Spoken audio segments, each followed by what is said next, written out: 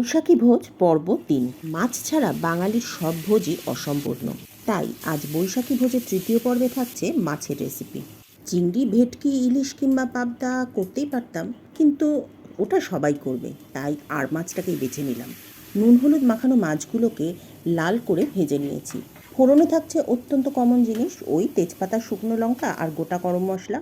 বাটা মশলায় থাকছে পেঁয়াজ, রসুন, আদা আর শুকনো লঙ্কা। বাটা মশলা কষিয়ে নিয়ে তারপরে দিয়েছি পেঁয়াজ কুচি। হ্যাঁ, এই রেসিপিতে প্রসেসটা কিন্তু উল্টো, যাতে পেঁয়াজের একটু বাইট থাকে আর পেঁয়াজের মিষ্টি ভাবটা যাতে ঝোলটাকে একটু মিষ্টি করে। বাটা মশলা আর পেঁয়াজটা কষিয়ে নিয়ে তারপর দিয়েছি টুকরো করে কেটে রাখা একটা টমেটো, আর টমেটোটা গলে যাওয়ার পর দিয়েছি দই।